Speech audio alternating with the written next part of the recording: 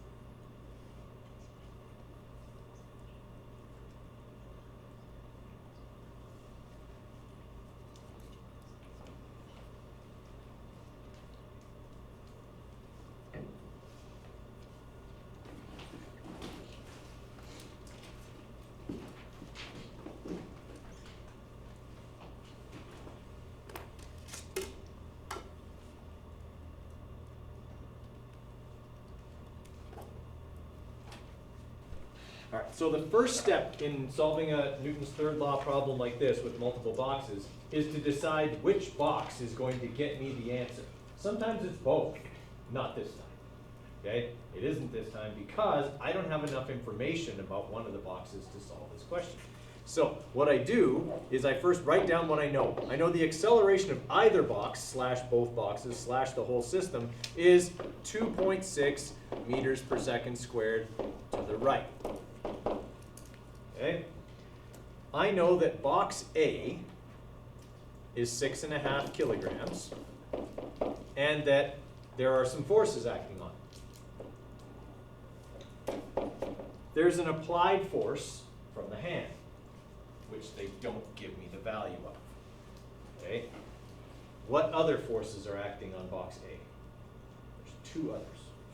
Friction. Which way would friction be acting? Left. And what other force? Box B. Box A is pushing on box B. Box B is going to push back on box A. So, force of B on A. Now, that's the force they want me to find. The problem is, I can't with box A because the only thing I can calculate for box A is the net force, which is useless without knowing two of the three forces. And I don't know any of them. Okay? I know none of the forces acting on box A. So box A is out. It will not help me calculate the force of B on A. That's usually where people get really frustrated and just quit. Because like that's the force I was supposed to find, I can't find it, I quit. Right? Well, remember that when box A pushes on box B pushes back on A. That's the force they want me to find. That force is caused by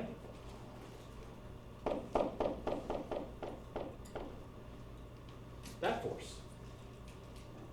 And as a result, it is what compared to that force?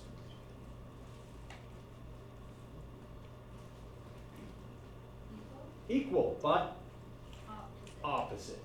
That's the trick to this question, is realizing that, yeah, I couldn't calculate the force I wanted, but I can calculate its force pair.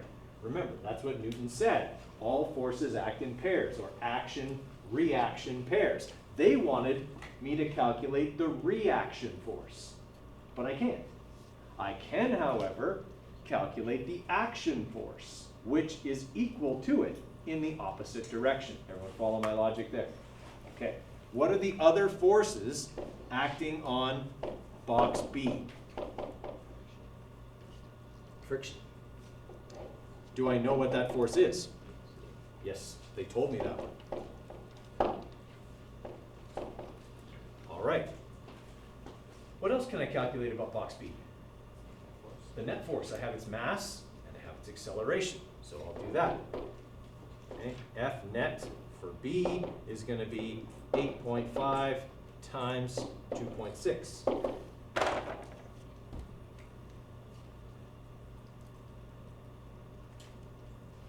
does that come up to?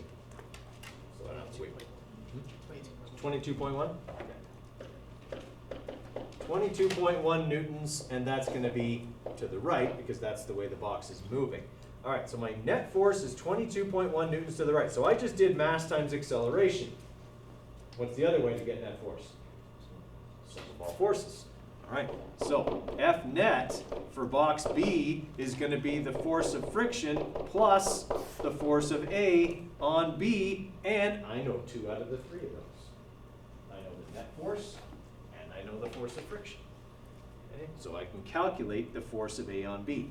All right, so I'm going to go F net on B, okay, minus the force of friction equals the force of A on B. All right, so number-wise, that's going to be 22.1 minus negative 28.3. Why is it negative? Yeah, it's going to the left. The net force was to the right. They have to be mathematically opposite. Okay. All right, so we're really just adding those together. So we're looking at what, 50.4?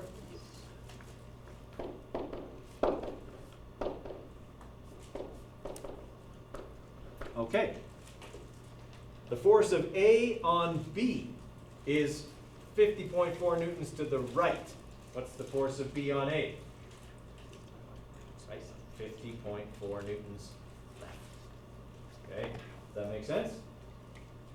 All right, so that's the trick, right? If I can't find the force they're looking for, can I find its action-reaction pair? Okay, can I find its partner in that pairing? Because I know it'll be equal but opposite. All right, again, in this question, did we have any strenuous math?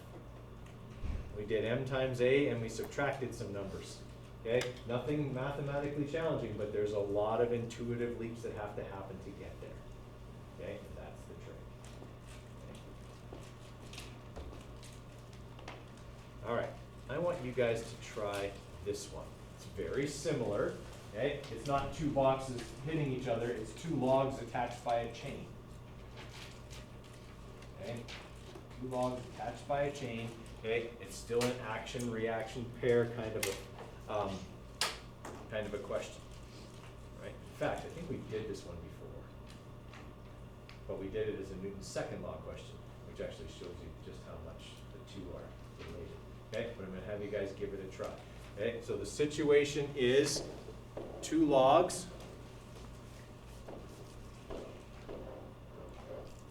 Okay, attached by a chain. One is 150.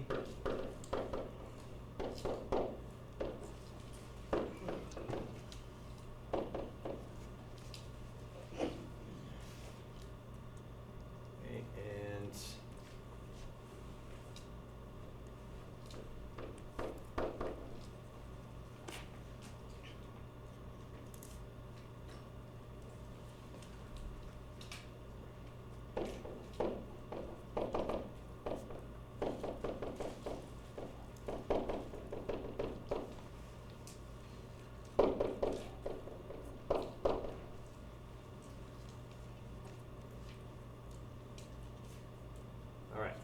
So the force of friction on the system, okay, so that's all of the mass, is 2,400 newtons. The applied force is 2,600 newtons. Okay, so calculating part A should be pretty straightforward. It has nothing to do with Newton's third law. Okay, in fact, it's a very basic Newton's second law question. Newton's third law doesn't come into play until part B. Okay, all right, give me a couple minutes on that one. This is a system. That means all parts of the system accelerate at the same rate. So really what I'm looking at, and the way I can use this combined friction number, is to say this. 400 kilograms worth of mass are being pulled this direction by 2,600 newtons and this direction by 2,400 newtons. Everybody okay with that? All right, that means that the net force acting on the system is 200 newtons to the right. Therefore, the acceleration of the system and any of its component parts is going to be 200 newtons divided by 400 kilograms, which is 0.5 meters per second squared to the right. Okay? Now that I have that, now I can break the system up into its pieces, because now I can calculate the net force on each block separately and use the additional pieces of information I'm being given to solve for the things they want. Okay, so for part B, you are going to have to solve this using separate parts, not the whole system. All right, so they're telling you in part B the force of friction on log A is 900 newtons. So in this question, you could use either log to solve for the tension in the cable or chain that is connecting the two logs. Either log will get it. Log A is less work, but it'll get you the same answer whichever one you use. Okay? Because you know there were 2,400 newtons of total friction on the system. Only 900 of that is acting on box or log A. So that means whatever's left was acting on B. Okay, so you can solve it using log A or log B, you'll get the same answer. Right? We're looking for the tension, okay, or the force that log B exerts on log A, okay, which is the tension in the chain connecting them. All right, okay, give you a couple more minutes to see if you can get it from there. Okay, so for the second part here, okay, like I said, you can solve this using either one of the logs. Okay, I'm going to show you how to do it using log A because it involves less calculating. Right? I mean, it's a subtraction operation, but any saving of math is good. Okay, so for box A, or log A, which we know is 150 kilograms, we know that there are 2,600 newtons worth of force pulling on box A directly forward. We know that there are 900 newtons worth of friction acting backwards on log A. What else is pulling on log A? I already have friction on there. Force B on A. Right, the tension in the chain connecting the logs. Okay, log B is pulling backwards on log A. I mean, think about it. If you're walking, that's easy. If you're pulling something behind you, is it as easy? No, because it's pulling backwards on you. You pull forward, it pulls backwards. It resists you. Okay, that's what's going on here. Log A is essentially towing log B. Right, so I have the force of B on A, which is what they want me to find. So I'm actually finding it directly, and I'm not finding its action-reaction pair. Okay, so I know this one, and I know the mass as well as the acceleration. So I'm going to calculate the net force, okay, m times A, so 150 times 0.5, which is 75 newtons forward. Okay, the other way to get net force is the sum of all forces. Okay, so that would be the 2,600, which is forward, plus negative 900, the friction backwards, plus the force of B on A, which would also be a negative number because it's backwards as well. Okay, so I'm wanting to solve for the force of B on A, so I just do a little algebra here, and I have 75 minus 2600 minus negative 900. Okay, vector's important here. If something's backwards, it's negative. If something's forwards, it's positive. Okay. All right, that's going to equal the force of B on A, and that should come out to 1.625, but there's only 3 significant figures there, so 1.63 times 10 to the 3 newtons backward, or left, or whatever the opposite backwards, what they have. Okay, everybody with me there? All right, to solve that with box B, you just have to figure out the force of friction on B, and that's 2400 minus 900, which is 1500 newtons, and then you do exactly the same thing. You calculate the net force, you subtract the friction, and off you go. Okay? All right, is that making a little more sense? Okay, I guarantee you there will be a 2-box question on your unit exam. Right? Okay.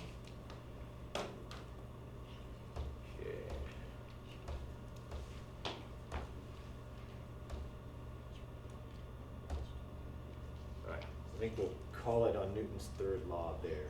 Okay, I'm going to give you guys about a 5-minute break here, okay, and then we're going to move on to work energy theorem.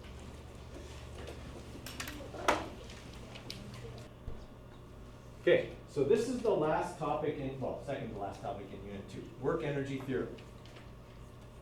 We're not really doing much different than what you would have done in Science 10, but both semesters, learning from home happened during the most important unit, physics.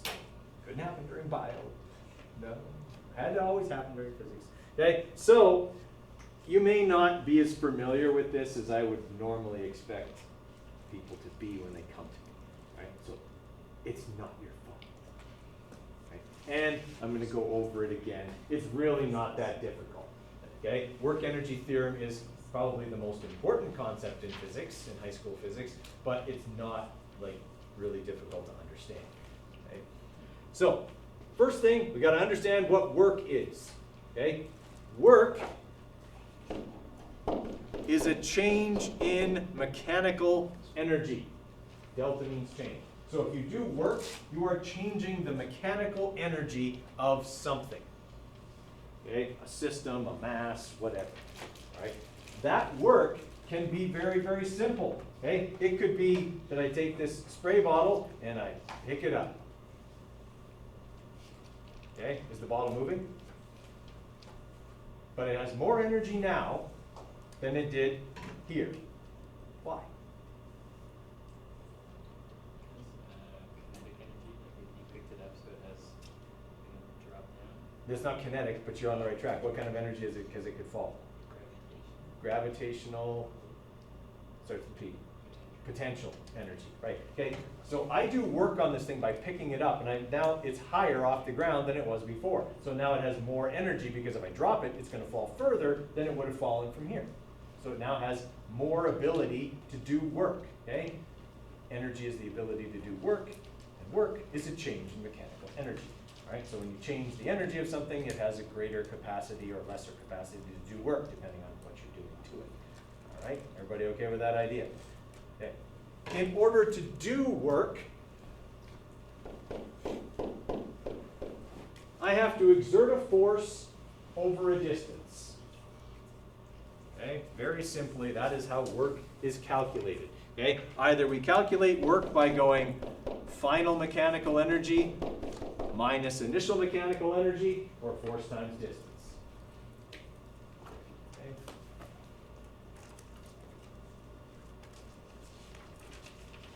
Does that sound at all familiar from Science 10? Okay, a few people are shaking their heads no, and some people are shaking their heads yes. If you were in my class, you better well be shaking your head yes. Okay? All right. Understand the relationship between force and work. Well, that's this relationship right here. Work is force times distance. Okay? The more force I exert, the more work I should be able to do. Agreed? Yeah, for sure. The harder I push, the more work I should be able to do. Okay?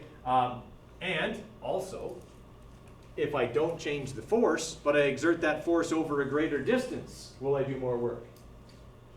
Yes. Okay, it's like lifting the wash bottle up. If I lift it up 2 centimeters, I'll have done half as much work as if I lift it 4 centimeters. Okay, so those things are all linearly related. If I double the force, I'm going to double the work. If I double the distance, I'll double the work. Okay, it's all going together. Okay, and then learn that depending on the situation, work and energy can be equal. And that's because if I start out with no mechanical energy and I do 200 joules worth of work, I will now have how much energy? Okay, let me say that again. Work is a change in energy. If I start out with 0 joules of energy and I do 200 joules of work, how much energy do I have? 200 joules. See how work and energy can be equal? They're going to be equal if I start out with nothing. Okay, or I start out with something and go to nothing. Okay, then they'll be equal. All right. So, strictly speaking, work is done anytime a force is exerted through a distance. Both things need to be present in order for work to happen. Okay? If I just push on something and it doesn't move, do I change its energy? Okay, think about it. I'm going to show you. Am I changing the energy of the wall? Not at all. Okay? The wall doesn't get higher off the ground. The wall doesn't go faster. I'm not doing any work. I'm exerting a force, but because the wall doesn't go anywhere, I didn't change its mechanical energy. Thus, I didn't do any work. All right, now here's the one that's mind-blowing though. If I don't do any work, why do I get tired?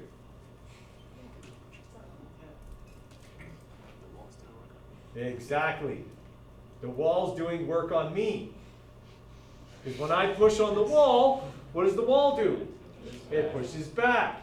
And there is a change for me. When I push on the wall, my muscles contract. There's the distance over which the force from the wall works. Okay? And so as a result, my energy does change. Okay? And I get tired.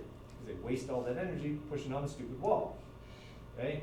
Even though I don't do any work on the wall. It doesn't mean there's no change in energy. There's just no change in mechanical energy for the wall. Okay? I might get tired, but that's more of a chemical and thermal energy kind of a thing, okay, as a result of bracing myself against the force from the wall. Okay? There's no change in mechanical energy because neither one of us is really going anywhere. Okay? Does that make sense? It's kind of wasted there. All right. So in this diagram here, this person is pushing a stalled car. Okay? If you push the car like they are you doing work? Yes. Okay. If the car moves through that distance, but its speed doesn't change, and there's no uphill or downhill, did the energy of the car change?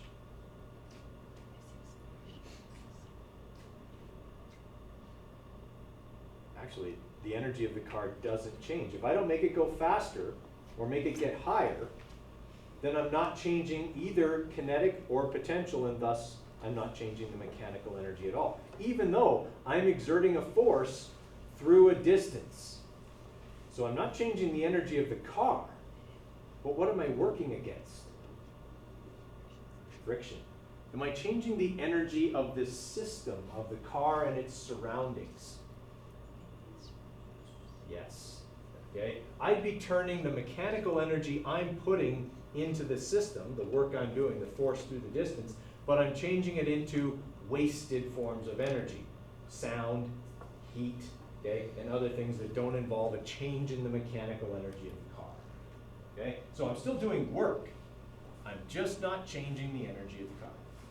Okay? So it's possible to make something move, exert a force through a distance, but not change the energy of that object. All of your energy would go to the surroundings instead.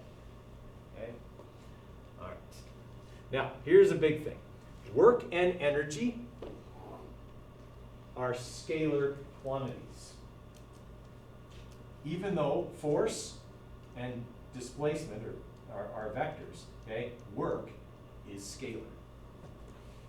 Okay, work is a scalar quantity because energy can be converted into various types of other things, okay, and so as a result, it can't have a direction, right? If I eat a whole bunch of French fries, okay, I take in all this chemical energy, okay, and even though it generally lands right about here afterwards, okay, the vector is not down, it's chemical energy. My body can use it to do whatever, okay, it can't have a direction. Work and energy are scalar because they can't have a direction applied to them. Okay? Now, that doesn't mean that the force doing the work won't have a direction. It could. Okay? So work and energy are scalar. All right. Now, work and energy are scalar, but work can be positive or negative. Does that seem contradictory?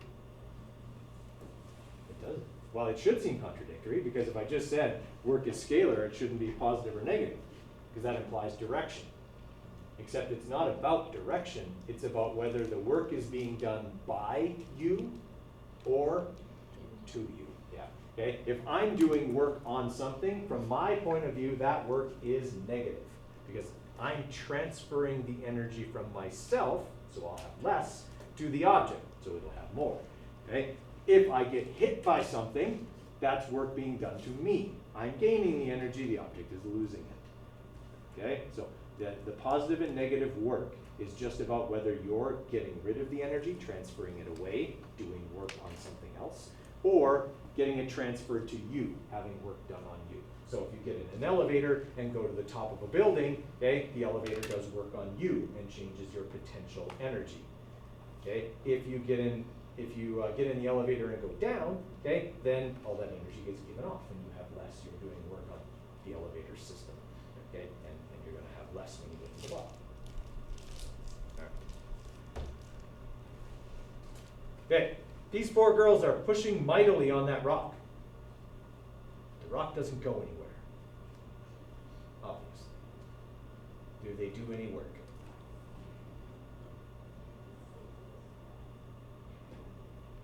They don't do any work on the, right. Are they doing work on the surroundings? Yep, they are, definitely. If they're pushing on it, they're working. Okay? They're expending energy. That energy is just not going into the rock. Okay? It's turning into heat, sound, and other wasted forms of energy. Okay? All right. Now, the units for work are Newton meters, which mercifully is abbreviated joule.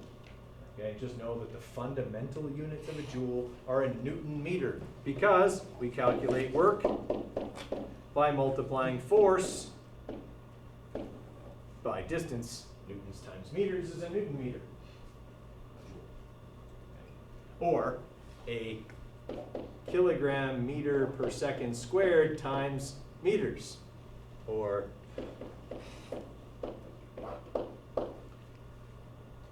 kilogram meter squared per second squared. No, just joules and meters, okay?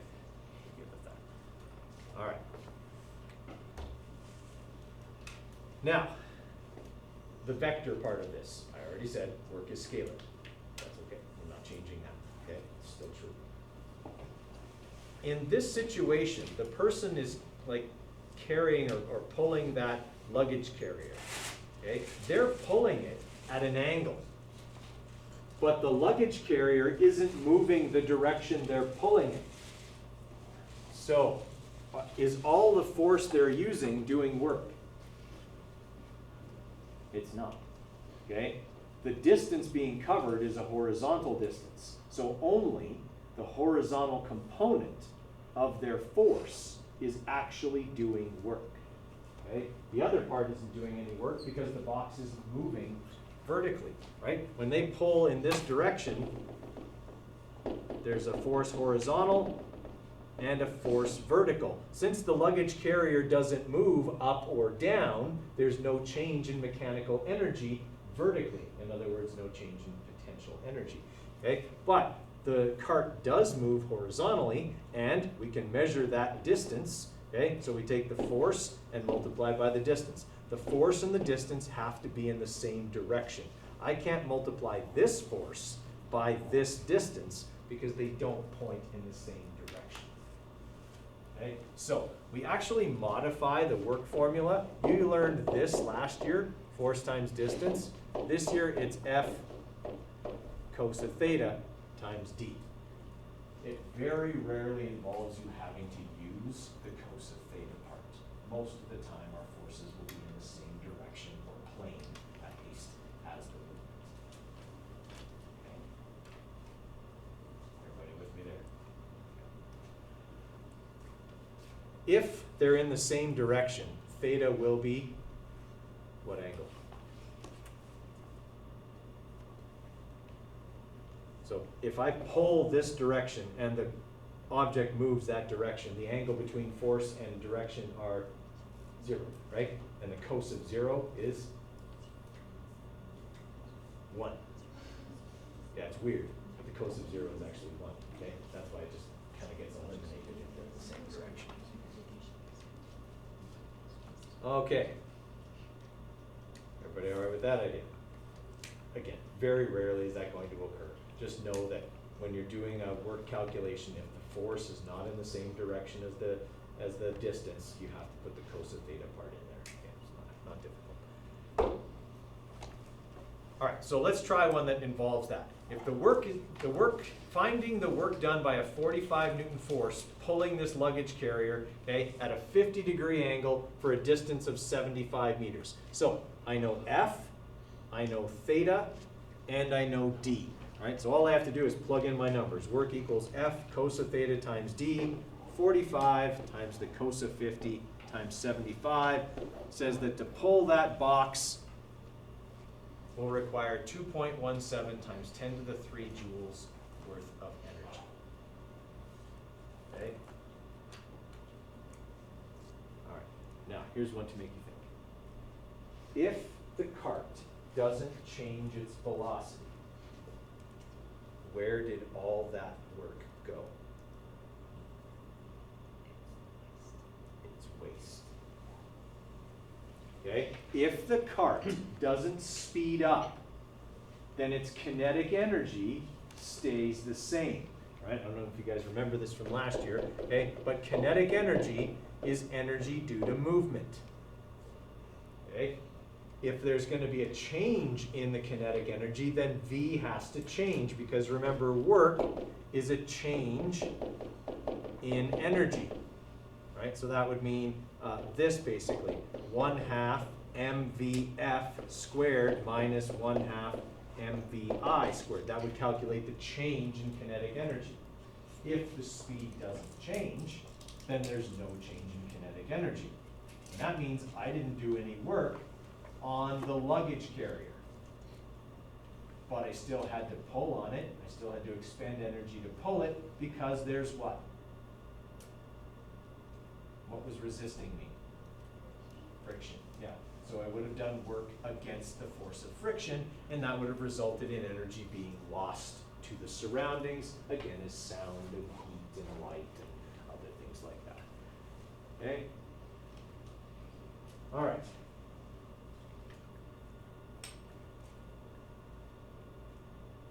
In order to stop a car, do you have to do work? Okay. When you stop a car, do you change its energy? Yes. Okay? So, what does the work? Brakes. Okay? Your brakes do work. Okay? Now that might seem weird, because you're not changing the mechanical energy of the brakes. The brakes aren't going faster, the car is going slower, okay? What are you converting all the car's energy into with your brakes?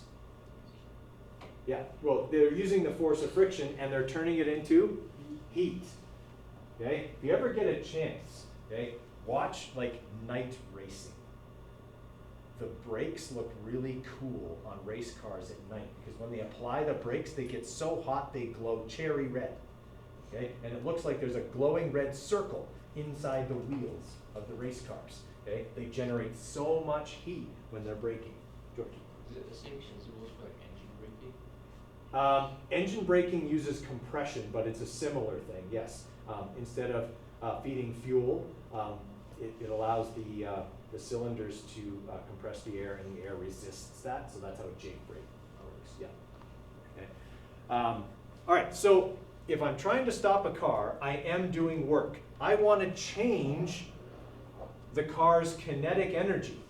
Okay, I want to do work by changing the car's kinetic energy. That's going to equal the force the car's brakes can exert times the distance over which it takes the car to stop.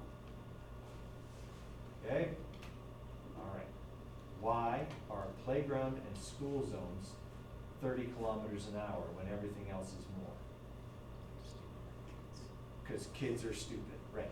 Okay? Kids run out in the street. Look at the sign for a playground zone. It's a picture of a kid chasing a ball into the street. Okay? Because kids do that. All right? Doesn't matter how many times you've told them, look both ways, they don't. Okay? So, we have to go slower.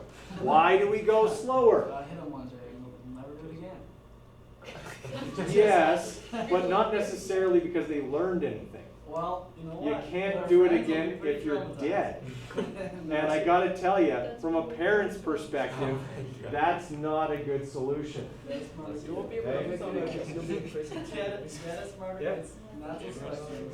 Yeah, I don't think you'd like to make that argument to me if you hit my kid. Well, I'm just putting it out there. That argument will be completely invalid, and you will sorry, be. sir, but your kid's dumb.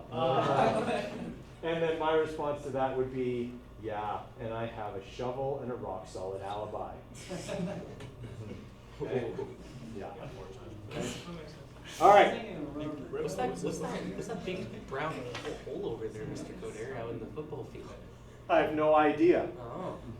That's my story, and I'm sticking to it. Okay. Now, so what we're looking at in this situation is if we want to stop anything, okay, we have to change its kinetic energy by exerting the force with the brakes over the distance it takes the object to stop. Now, those two things, especially the stopping distance, is dependent on the mass of the object I'm trying to stop and what else?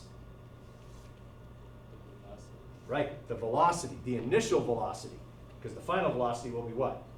Right, okay. So really, the final energy of anything that's being stopped is what?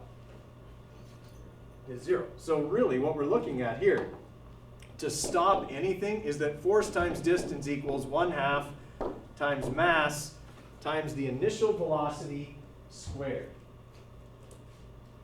Okay, so does that mean then that at the same speed, a 1,500 kilogram car will stop in half the distance that a 3,000 kilogram truck would stop in? If they're at the same initial speed. Actually, it is true. Okay? That's exactly what I'm saying. The mass is a factor. Okay? The mass has a linear relationship to the force and to the distance. Okay? The force is fixed. Brakes are brakes. I can only exert so much frictional force. It's dependent on the size of the brakes and the road conditions. We're going to assume same day, side by side, these two things want to stop. Something with twice as much mass will go twice as far. Okay? If they're both going the same speed. Okay? In reality, that's not the case. Bigger vehicles have bigger brakes, bigger tires, and things like that that help them to stop faster. They're still not going to stop as fast as something with less mass. Okay? We know that from before. What if I have two cars that are exactly the same mass, but one is going 30 kilometers an hour and one is going 60 kilometers an hour? Does it take twice as long to stop the 60? Nope. How much longer does it take?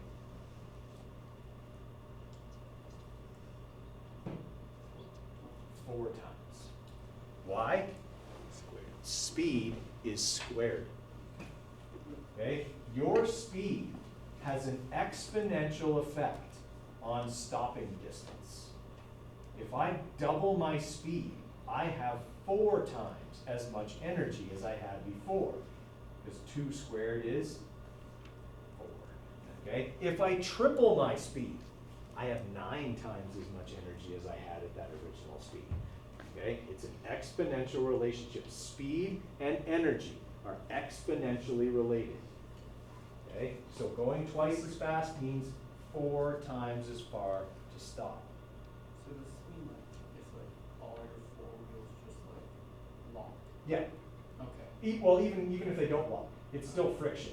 Instead of kinetic friction, it's static friction, and that's the whole idea, well, the 2 ideas behind anti-lock brakes.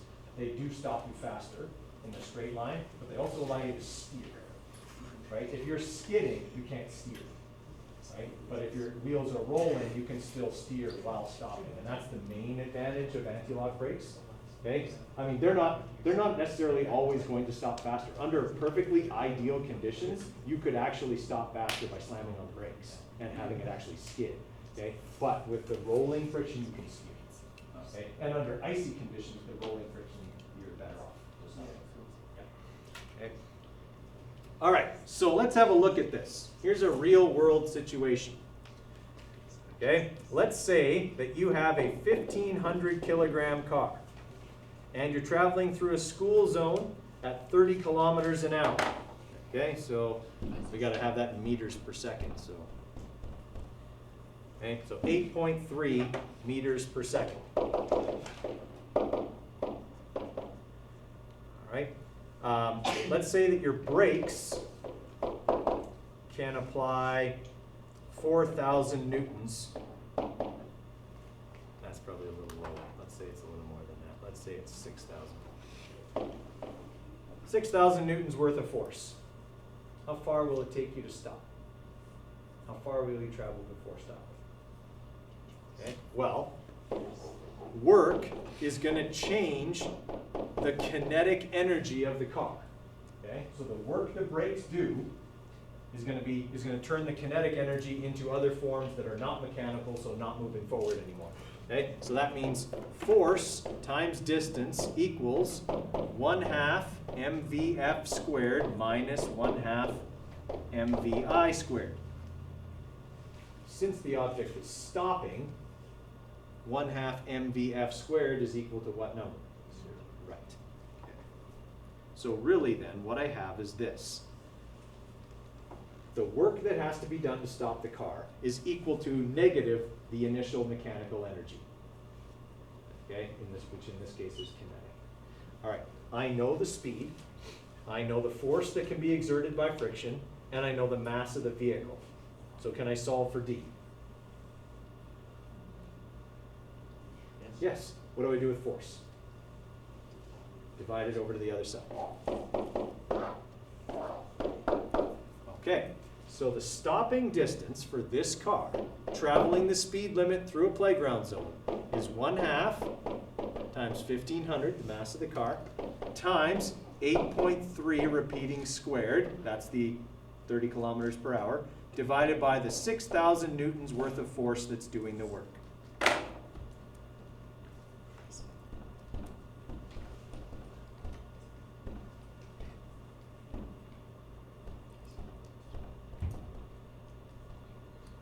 Okay, so at the speed limit, this car will take 8.68 meters to stop.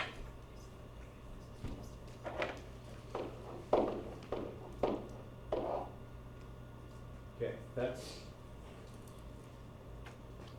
not quite the length of this room. Okay, 1, 2, 3, 4, 5, 6, 7. Yeah, this room is about 10 meters. Okay, so be about from that wall to here. Okay, to stop at 30 kilometers an hour for that car. Okay, now let's say instead of doing what you're supposed to do, travel 30 kilometers an hour, this car is being driven by a moron and is going 60 kilometers per hour. Okay, so.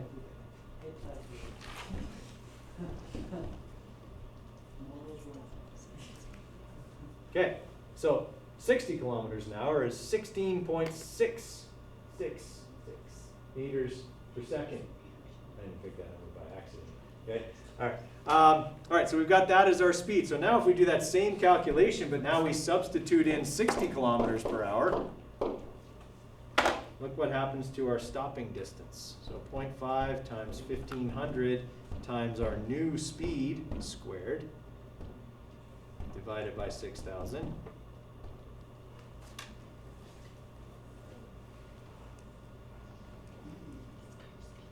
That's a long way. Okay? That's over 1/3 of one of the straight sides of the running track. Okay? And if you do this,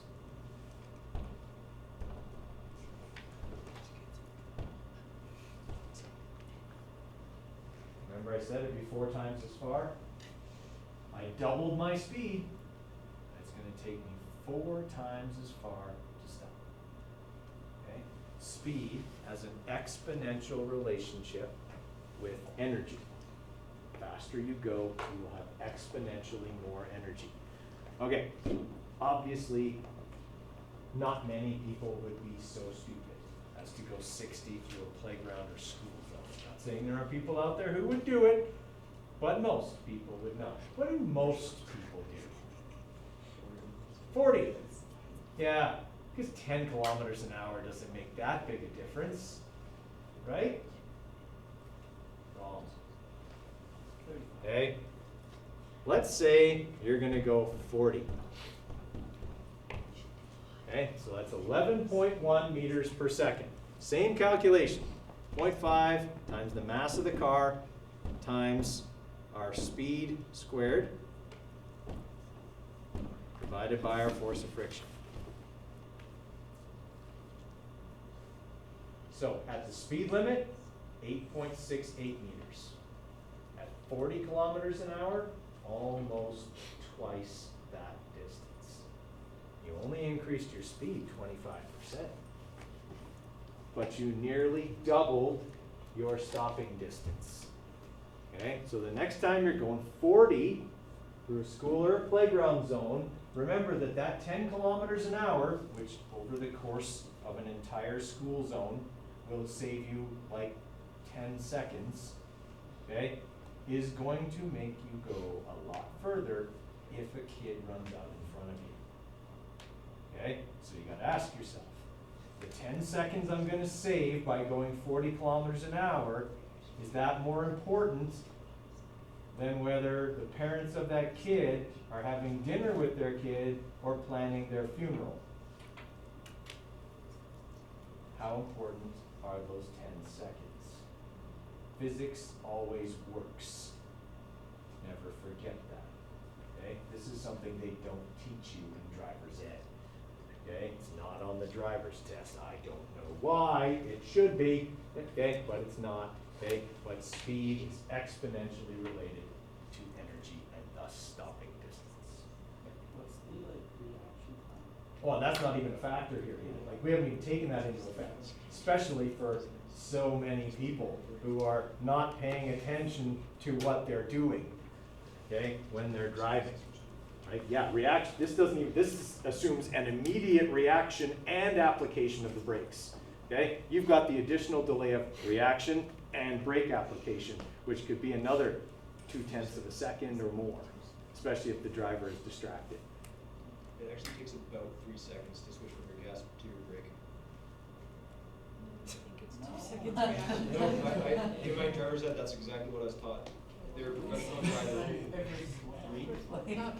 But that's factoring in the reaction part, Yeah, right? your Okay. reaction. So your reaction speed, swapping it, that's how long it takes. Yeah, that wouldn't surprise me actually. It's 3 seconds. Yeah. About 3 seconds. Yeah, that wouldn't surprise me. Now factor in the additional distraction factor, and it gets pretty bad. Okay? Now, guys, I've seen this firsthand.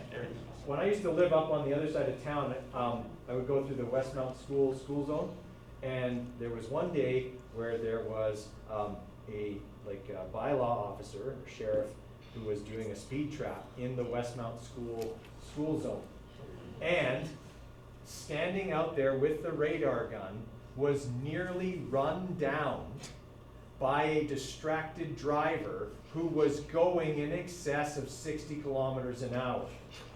Okay? Like, I hope that person never got their license back, because they were literally driving through the school zone at over 60 kilometers an hour, staring at their phone, so distracted they didn't see the police officer with the radar gun in the bright yellow vest standing in the street, waving them over. The guy had to dive out of the way. He did it on purpose. He didn't want to get caught. Well, they got caught. Oh. Yeah. Did he see the license plates? Didn't matter. He dove out of the way, got in the car, and chased them down. Okay? Yeah. So, the whole distracted driving thing, guys, it's not a joke. Like, it's bad. Okay? I mean, if you've ever driven behind somebody who's obviously texting and driving, they're worse than a drunk. I kid you not. Okay? A drunk will at least react. They'll react slow, and that's why you shouldn't drink and drive. Okay? Their reactions are slowed. But a distracted driver may not react at all until they thunk onto something. Okay? So you're actually more dangerous as a distracted driver than as a drunk driver. Okay? What about your handbrake? Like on a smooth road? Sorry, what? Like a handbrake. I guess. Yeah, you're just going to skid, because that defeats the anti-lock. But then what if, like, let's say you're going and you guys are turning onto an angle with the handbrake. You only get the angle on the handbrake because, in slippery conditions, the back brakes will, you lock up the back brakes and then you turn just a little bit, so your front wheels are still turning. Because most small cars are front wheels garage. Yeah. And you have like the rear wheel drive, and does that still helps the back? Yeah, you might still, I haven't done it because it's a foot brake. Yeah. Yeah, and I wouldn't want to try that. Yeah, the handbrake is easier. I mean, that's how you start a drift, right? You turn and you yank the handbrake. But it's mostly because one set of wheels, the steering wheels are still turning, but the locked wheels are going to start to slide. Okay. So with drifting, you only do that initially to start the drift, and then you pull the handbrake off again and power. Right now. Okay. Now, when you're drifting, is that faster or slower than taking the corner without drifting? It's actually slower. Yeah, because you're relying on kinetic friction instead of static friction. Mythbusters actually did a whole show on it where they tested the difference. They made a track, they drove the track themselves in both ways, drifting it and taking it without drifting, and then they brought in the Drift King, and he couldn't beat their times.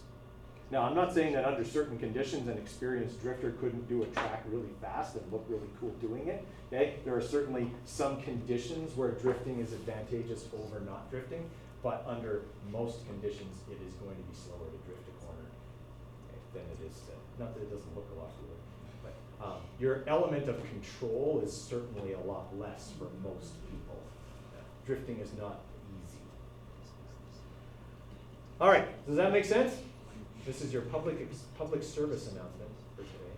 Okay? School zones and playground zones have speed limits for a reason. Please go them. Okay, it's also why speed fines double in a construction zone, right? Why you have to go 50 going through a construction zone. All right, last example here. So I got this person doing bench press. The barbell has a weight of 710 newtons. So the person lifting it lifts it at a constant velocity by pushing upwards with 710 newtons worth of force. Have they done work on the barbell? Yes. Not changing its kinetic energy because it was a constant velocity. But once they've raised the barbell, they've changed its potential and thus its mechanical energy. So now the barbell can do more work, yes? Yeah, you don't want to drop it. It'll do work on you, okay? Change your shape in an undesirable way, okay? So, I'm holding the barbell and now I'm lowering it, okay? I still have to exert 710 newtons worth of force when I lower it, so that it lowers at a constant velocity. But the barbell has less energy when it gets back down to my chest. If it has less energy, it did work. Agreed? Where did the work go? To you. Okay?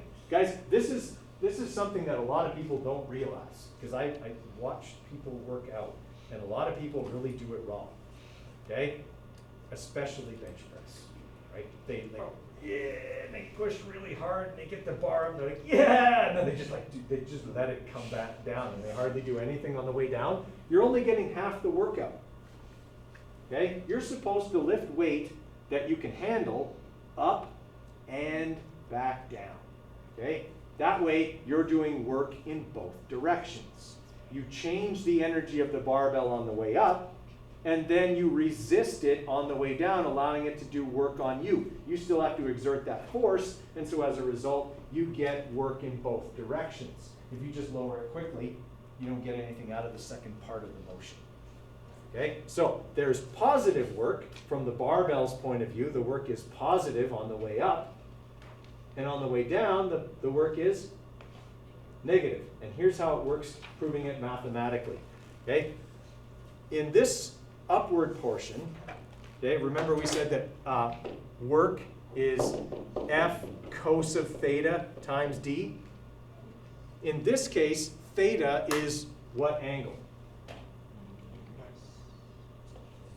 0. The force and the movement are parallel. Right? There's no angle between them. Okay, and we said the cos of theta is 1. Okay, and we can prove that here. We just go cos 1. Sorry, cos 0, not cos 1, cos 0. Okay, is 1. All right, when I lower the barbell, okay, I'm exerting a force up still, but the direction of travel is down. How many degrees between this one and this one?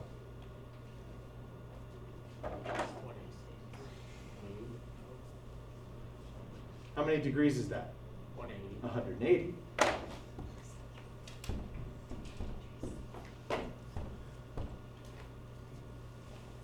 Negative 1.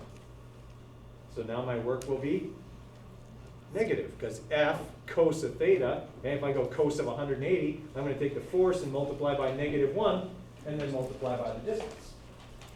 Okay? So in that case, because it's moving opposite the direction of the force, the work is negative. Okay.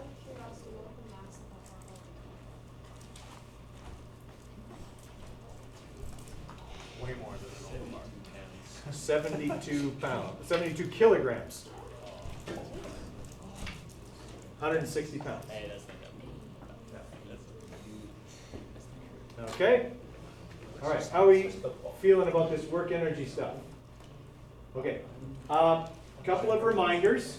Your Newton assignments are due on Friday. Okay, so make sure you've got those ready for Friday, start of class. Okay, your unit exam is the 10th, but I'm kind of looking at where we are and feeling like I might have to push that back. Not make it sooner. Make it later. Have to push it back. Okay, so we'll see how this week goes, but I'll let you know on Friday whether that's going to stay the 10th or become the following Monday. Okay, because we have Remembrance Day, the Thursday off, and then Friday's class is short, so it wouldn't be until the following Monday. And I'm feeling like that's probably what's going to happen. Okay, that still means keep studying, but you might get a few extra bonus days, okay, between now and then. No question. Wait, you said the time is now on Friday or still next No, the Friday still. Oh, sorry, Thursday. Sorry, tomorrow. I've been off one day all week. Okay, which is really going to screw me up when it's Friday and I think it's Saturday and I don't have to work. Okay, sorry, it's due tomorrow. Okay. I thought it was Just on one, Friday. are they both, or just the one, and then the other? Okay, you know what? Let's do this. Let's just make it Friday. Since I said Friday. Let's just make it Let's Friday. go. Okay? Okay. Don't say I never do anything for you.